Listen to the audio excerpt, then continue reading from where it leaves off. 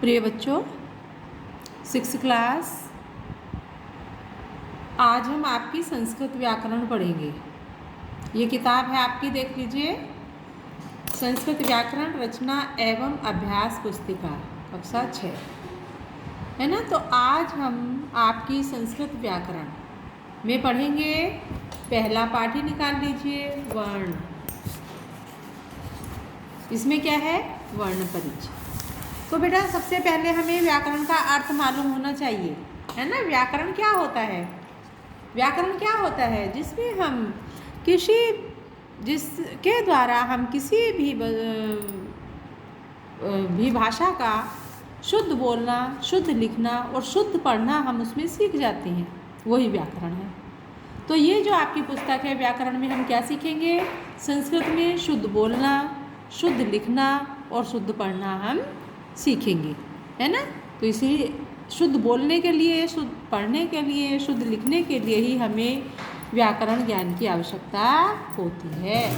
तो आइए आज हम पढ़ते हैं संस्कृत में व्याकरण।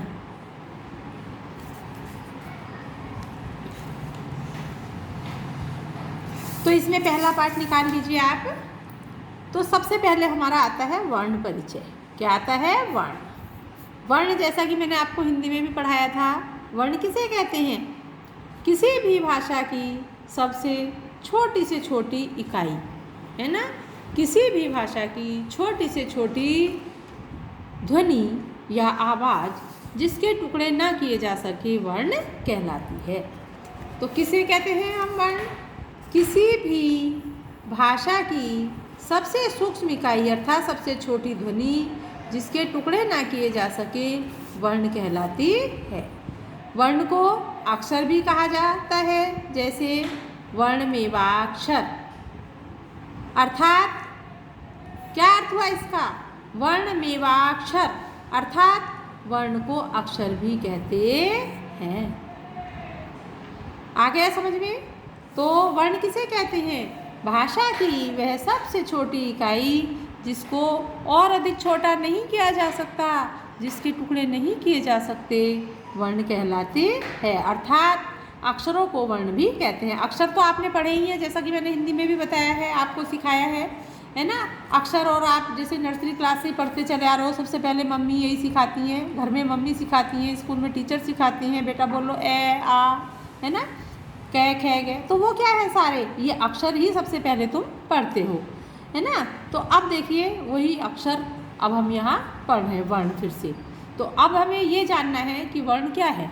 पढ़ तो हम रहे हैं पहले से, लेकिन हमें ये पता नहीं है वर्ण क्या है। तो वर्ण क्या होता है? किसी भी भाषा की सबसे छोटी इकाई, वो छोटी इकाई जिसको और अधिक नहीं तोड़ा जा सकता, वही वर्ण कहलाती है। अब देखिए वर्ण कितने प्रकार के होते हैं। वर्ण के भेद।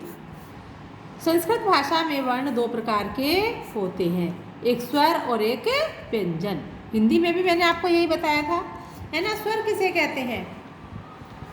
स्वर और व्यंजन दो प्रकार के वर्ण हैं। स्वर किसको कहते हैं? जैसा कि मैंने आपको बताया था, जिनको बोलने में या जिन वर्णों को बोलने में हमें किसी अन्य की सहायता नहीं लेनी पड़ती, है ना, वो होते हैं हमारे स्वर वर्ण। क्या परिभाषा है स्वर्ण की? जिन वर्णों का अपना स्वतंत्र उच्चारण होता है, जिसमें किसी व्यंजन वर्ण की सहायता ना लेनी पड़े, उसे स्वर कहते हैं। जैसे आपको बताया था, पढ़ा था आपने, अभी भी पढ़िए, जैसे ए आ ई उ ए ऐ ओ इत्यादि, है ना। अब देखिए स्वर के भी भेद होते हैं। स्वर के भेद कितने भेद होते हैं? स्वर के 3 भेद होते हैं। एक ह्रस्व स्वर, दूसरा दीर्घ स्वर और तीसरा प्रलुप्त स्वर। अब देखिए बच्चों, ह्रस्व स्वर क्या होता है?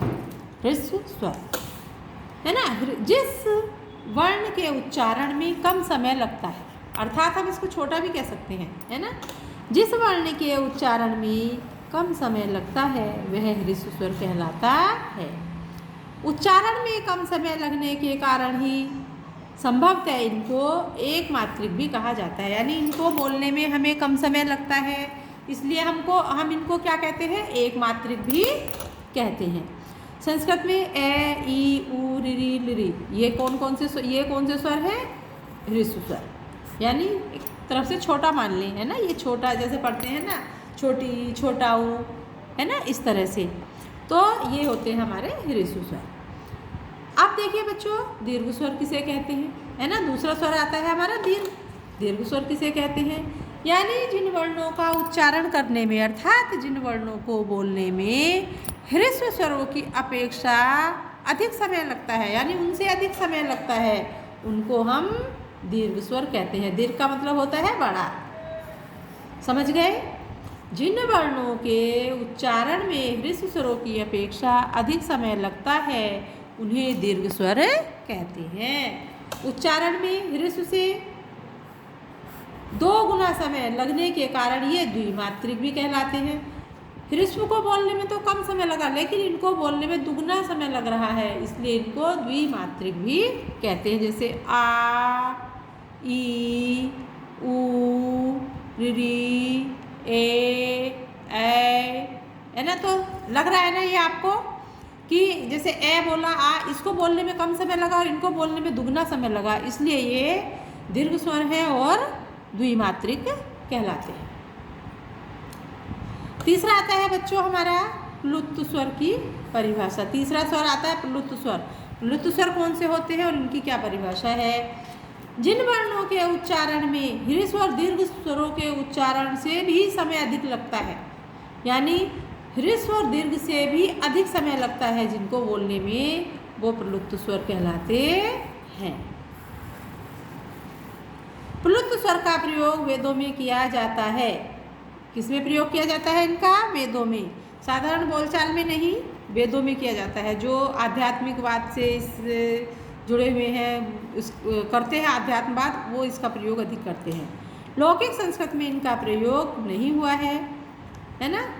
जब हम दूर स्थित किसी व्यक्ति को आवाज़ लगाते हैं तो वहाँ इसका प्रयोग जरूर होता है। जैसे राम, श्याम, कहीं दूर है और उसको हम बुला रहे हैं, आवाज़ लगा रहे हैं, तो हम उसको खींच के बोलेंगे, यानी तो ये प्लुत स्वर बन जाएगा। मान लीजिए राम नाम का कोई व्यक्ति हमसे 100-150 मीटर दूरी पर खड़ा है ना। उसको हमारे पास बुलाने के लिए हम राम को आवाज़ लगाते हैं, तो रा, यानी रा बोल करके आ को खींचा जा रहा है, तब मैं की आवाज़ आएगी। अर्थात रे में जो आ स्वर है उसे देर तक हमें बोलना है, जैसा कि अभी मैंने आपको बोल के बताया है, राम। ठीक है, इस तरह से ये हो जाता है प्लुत स्वर। यही प्लुत स्वर कहलाता है। अब है बच्चों व्यंजन। तो व्यंजन वर्ण जैसे मैंने आपको पढ़ाया था, व्यंजन किसे कहते हैं, यानी जिन वर्णों का उच्चारण करने में अर्थात जिन वर्णों को बोलने में हमें स्वर की सहायता लेनी पड़ती है। जिन वर्णों का उच्चारण करने में, जिन वर्णों को बोलने में हमें स्वर की सहायता लेनी पड़ती है, वो कौन से वर्ण होते हैं, व्यंजन। क्या कहते हैं उनको, व्यंजन वर्ण। जैसे कि कै, खे, गे, घे, मैं, चे, ते, पे। तो आप देख रहे हो ना, जो भी वर्ण मैं बोल रही हूँ, इनके बोलने के बाद किसकी आवाज़ आ रही है, ए की आवाज़ आ रही है ना। तो ये जो वर्ण हैं हमारे, ये स्वर वर्णों की सहायता के बिना बोले नहीं जा सकते, इसीलिए ये व्यंजन वर्ण है। तो व्यंजन वर्ण कि फिर ये वर्ण जिनका उच्चारण या वे वर्ण जिनका उच्चारण स्वतंत्र नहीं होता, व्यंजन वर्ण कहलाते हैं। अर्थात इनका उच्चारण स्वर की सहायता के बिना नहीं होता। जैसे रमेश जाता है, वाक्य में रमेश है, रमेश शब्द है, तो ये कैसे क्या क्या है इसमें, रे को बोल के देखा तो आ की ध्वनि निकल रही है। मैं, में, तो ए की ध्वनि आ रही है, तो इनमें ये स्वर है ए। फिर शय बोलते हैं, शय के बाद ए की ध्वनि आ रही है, तो ये रमेश, रमेश है ना। ये जो शब्द हैं, ये जो हमारा शब्द बोला है, ये बिना स्वर की सहायता के नहीं बोला जा रहा है। इसमें कौन कौन से शब्द हैं, रे में ए है, मैं में ए है और शय में ए है। तो इस प्रकार से कुल कितनी ध्वनियाँ निकलती हैं, 6। तो यहाँ पर र, म, श तीनों व्यंजन हैं, परंतु रे में ए स्वर, ये अभी जो मैंने बताया, यहाँ पर ये व्यंजन है। बिना इन स्वरों की सहायता के इनका स्वतंत्र उच्चारण नहीं है। तो ऐसे वर्ण कौन से वर्ण होते हैं बच्चों? व्यंजन। प्रत्येक शब्द में जितने वर्ण होते हैं उसमें प्रत्येक व्यंजन वर्ण के साथ कोई ना कोई स्वर मिला हुआ होता है। जितने भी व्यंजन वर्ण हैं, जितने भी हम बोलेंगे, उसमें कोई ना कोई स्वर शब्द मिला हुआ होगा। जैसे कै, ए की ध्वनि आ रही है, का बोलेंगे का तो आ की ध्वनि आई, टा आ की ध्वनि आई, है ना। के ए की ध्वनि आ रही है, कै ए की आई की ध्वनि आ रही है। तो इस प्रकार से जो भी हम व्यंजन वर्ण बोलेंगे उसमें स्वर की सहायता हमें लेनी ही पड़ेगी। अब ये कितना व्यंजन की संख्या बताइए, व्यंजन की संख्या कितनी होती है? 33। व्यंजनों की संख्या 33 है, जो इस प्रकार से है। देखो, क ख ग घ ण, ये क वर्ग वाली लाइन है। च छ ज झ ण, इसको च वर्ग कहते हैं। ट ठ ड ढ ण, इसको ट वर्ग कहते हैं। त थ द ध न, इसको त वर्ग कहते हैं। प फ ब भ म, इसको प वर्ग कहते हैं। तो ये जो हमारे कितने हो गए? 25। ये 25 वर्ण है ना। इनको हम क्या कहते हैं? स्पर्श व्यंजन। व्यंजनों की संख्या 33 मानी गई है और व्यंजन के भी भेद होते हैं। तो जिसमें पहला आता है स्पर्श व्यंजन, है ना। दूसरा आता है अंतस्थ व्यंजन, ये पहला है और ये दूसरा। अंतस्थ व्यंजन में हमारा आ जाता है ये रे ले वे। तीसरा हमारा आता है ऊष्म व्यंजन। ऊष्म व्यंजन में श श स है। ठीक है। तो इस प्रकार से ये हमारे व्यंजन हैं। तीन, इसके भेद 3 माने गए हैं। इनकी कुल संख्या 33 होती है और 3 प्रकार के हैं: स्पर्श व्यंजन, अंतस्थ व्यंजन और ऊष्म व्यंजन। इन व्यंजनों में कैसे मैं तक के वर्ण स्पर्श व्यंजन कहलाते हैं, कैसे मैं तक के जो वर्ण हैं वो स्पर्श व्यंजन हैं। और कादियो मावसाना स्पर्शा, इसकी ये परिभाषा है। कादियो मावसाना स्पर्शा अर्थात का से माँ तक, का से माँ तक के वर्ण स्पर्श व्यंजन है। दूसरा आता है ये रे ले वे, अंतस्थ व्यंजन कहलाते हैं। जैसा कि आपको हिंदी में भी पढ़ाया है मैंने। और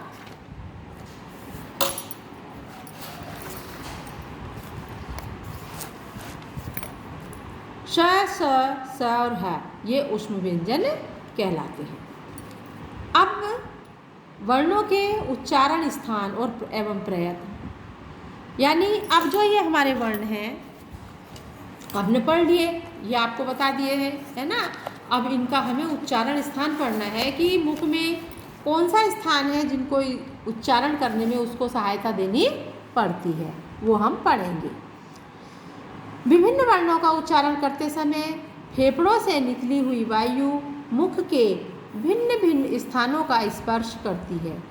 जिस वर्ण के उच्चारण के समय वायु जिस स्थान को स्पर्श करती है वही उस वर्ण का उच्चारण स्थान कहलाता है। कहाँ कहाँ मुंह के किस किस भाग में जाती है? कंठ, तालु, मूर्धा, दांत, ओठ, नाक इत्यादि उच्चारण स्थान हैं। यानी हम वर्ण किससे बोलते हैं? अपने मुख से।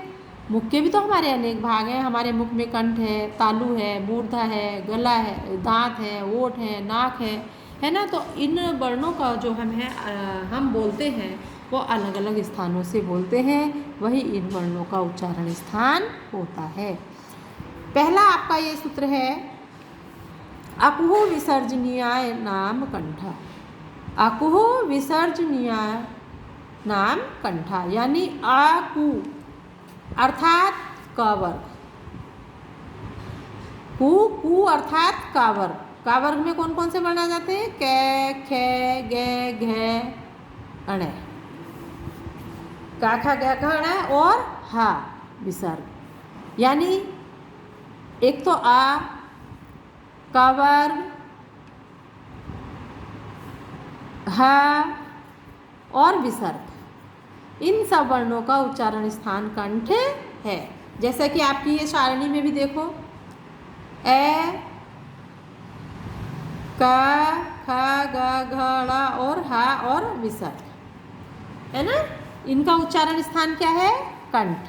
ये आपको अब पता लग जाएगा जब आप बोलेंगे सारणी की सहायता से पढ़ना। सूत्र ये है इसका, अकुहु विसर्जनीय नाम कंठा, यानी आ, का वर्ग, ह और विसर्ग, इनका उच्चारण स्थान क्या होता है? कंठ। इचुष्य नाम तालु, इचुष्य नाम तालु, इचुष्य ई और च वर्ग, ई और च वर्ग, और क्या आएगा च वर्ग में? च, छ, ज, झ, य और या, ये या आ गया। और शा का उच्चारण स्थान तालु होता है। तालु भाग जो हमारे मुंह के ऊपर की साइड होता है, ये होता है हमारा तालु भाग। तो इन वर्णों को बोल करके देखिए, आपको तालु भाग से सहायता लेनी पड़ेगी। जैसे कि चे, छे, ई, ये, तो पता लग रहा है जीभ थोड़ा सा हमारा तालु से लग करके चलती है ना। तो ये इनका उच्चारण स्थान क्या हो गया? तालु। ये देखो आपके ये है ई, च वर्ग, च, छ, ज, झ, ये और श, इनका उच्चारण स्थान क्या हो गया? तालु। अगला है ऋ, टुर, षाणाम, मूर्धा। अब ये वो वर्ण हैं जो मूर्धा से बोले जाते हैं। कौन कौन से आ गए इसमें? ऋ, ट वर्ग, है ना, और र और श। तो ऋ, ट वर्ग में ट, ठ, ड, ढ, ण, र और श, इनका उच्चारण स्थान क्या है? मूर्धा। मूर्धा यानी जिह्वा का आगे का भाग होता है मूर्धा भाग, समझ रहे हो? ये बन गया। सारणी को भी देखते चलिए। सारणी में आपको याद कर लोगे सारणी और इसको सूत्र को याद कर लो तो आराम से याद हो जाएगा। अगला है चौथा, लिरि तुल सानाम दंता, यानी लिरि और तावर्ग। तावर्ग में ता, था, दा, धा, न और ल, ये आ गया। और सा का उच्चारण स्थान दांत है, यानी ये दंत है, दांतों के सहारा बोला जाता है ये। लिरि, लिरि देखो बोल के, है ना, त, थ, द, ध, न, ल, स। तो ये किसकी सहायता से बोले जा रहे हैं? दांतों के द्वारा, इसलिए इनका उच्चारण स्थान क्या है? दांत। आगे का है उप, उपध्या, ध्मानिया, नामोष्ठु, यानी ऊ और पावर्ग, पावर्ग में पांचों वर्ण आ जाते हैं पापा बाबा में, तथा उपध्या, उपधिम्नीय का उच्चारण स्थान ओष्ठ है। इसमें कौन कौन से आ जाते हैं? ऊ, प, फ, ब, भ, म, प और फ, इनका उच्चारण स्थान ओष्ठ है। अगला है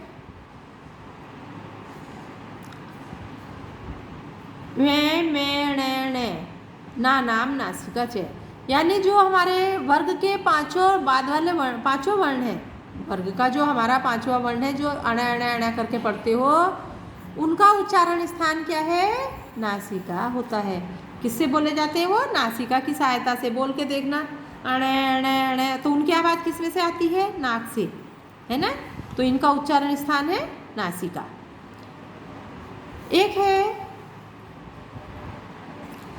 ए दैतो कंठ तालु, ए और आई, ए दैतो, ए और आई का उच्चारण स्थान कंठ और तालु होता है। ये कंठ और तालु की सहायता से बोले जाते हैं। ए, है ना, गले, इसकी ध्वनि जो निकल रही है वो गले से निकलती है तालु से सटते हुए। अ दो तो कंठोष्ठम, ओ और औ का उच्चारण स्थान क्या होता है? कंठ और ओष्ठ होता है। किस किस का? ओ और औ का।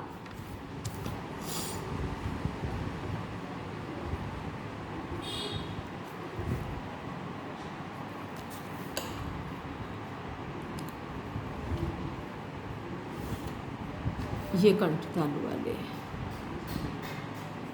कंठोष्ठ, ओ औ। ठीक है, तालिका में ये है। अगला है वकारस्य दंतोष्ठम। व का उच्चारण स्थान, व वजन वाला है ना, व का उच्चारण स्थान दंतोरोष्ठ होता है। ये रहा केवल व बोला जाता है दंतोष्ठ से। जिह्वामूल्ये जिह्वामूलम। जिह्वामूल्य वर्ण का उच्चारण स्थान जीभ का मूल भाग अर्थात जीभ की जड़ होता है। जो जीभ का पीछे का भाग होता है, मूल, मूल माने जड़। तो ये कौन कौन से वर्ण बोले जाते हैं इससे? का और खा, ये जिह्वामूल। का बोल के देखो जैसे, तो जीभ के पीछे का जो भाग है वो जो होता है उससे ये बोला जाता है। इस प्रकार से इस तालिका की सहायता से इन जो सूत्र है इनको याद करना। नासिका अनुस्वारस्य, अनुस्वार का उच्चारण स्थान नासिका होता है। अनुस्वार जो बताया था, बिंदी लगती है ऊपर, है ना, वो किससे बोला जाता है? नासिका से। तो ये आपको याद करने हैं। इस प्रकार से जो हमारे वर्णों का उच्चारण स्थान है वो कितने? 11 है। पहला अकुह विसर्जन्य नाम कंठ, दूसरा इचुष्य नाम तालु, तीसरा है चतुर्षणा नाम मूर्धा, चौथा है लृतुलसा नाम दंतः, उपुध्यामान्य नाम मोष्ठ, नाम नासिका, एते दो कंठे तालु, ओतो दो कंठोष्ठम, वकारस्य दंतोष्ठम, जिह्वामूल्यस्य जिह्वामूलम, नासिका अनुस्वारस्य। तो ये आपको याद कर लेना है और इसको पढ़ना है। आज के लिए इतना ही बच्चों, इसी को याद करना और इसको समझ लेना। कल हम पढ़ाएंगे प्रयत्न। ठीक है, धन्यवाद।